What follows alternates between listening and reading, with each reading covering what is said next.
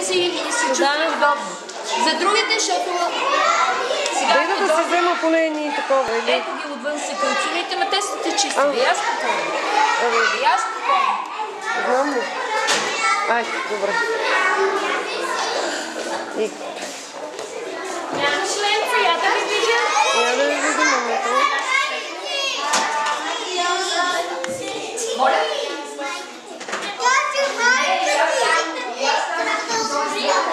Сега ще кажете какво?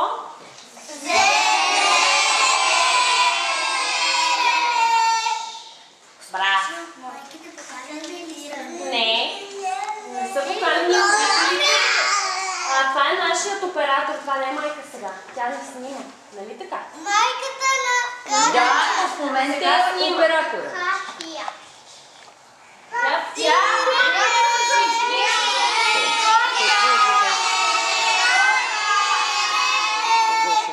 Сега, вие разбрахте ли за селото къде сме канали? Да.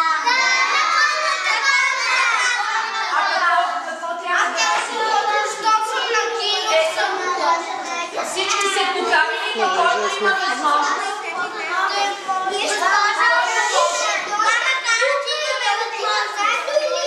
Не. Значи той е от 1 до 2 часа отивате с мама или с татко или с който може да ви заведе. И ако сте свободни, който си има някаква друга работа, няма да дойде. Или ще ви доведете? Не. Мама ще те заведе. А ние там ще се видиме. Мама, ако е заета и няма да дойдеш, другите деца на понеделник ще ти разкажат. Да, ти могат да там. Не. Ние си отиваме. Ако тази е свободен, Ето тук мама знае. ако тази е свободен, ти може да кара. Ами той ще те закара, че даже и брачите ти може да бъде. Еми да. Много красиви са ви направили днес. Направо.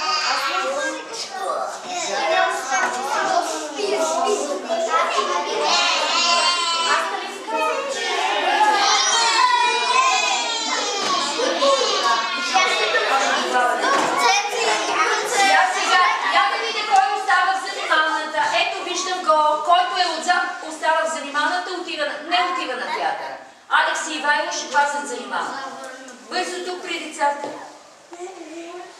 Говорихме, че там има много остри ръчета и може някой да се нави. Добре.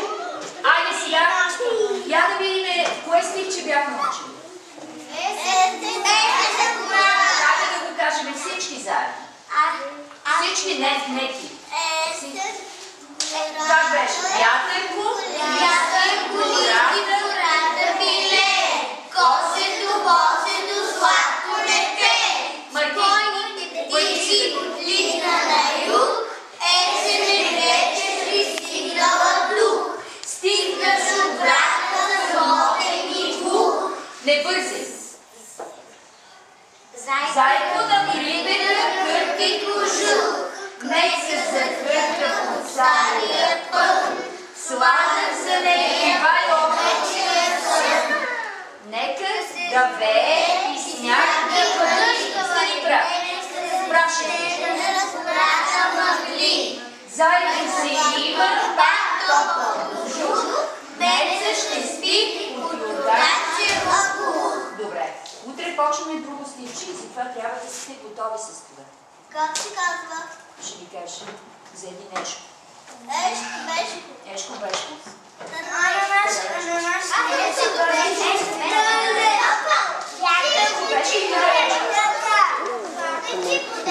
Алекс, държиш се като бебе и не знам дали ще ходиш на театър.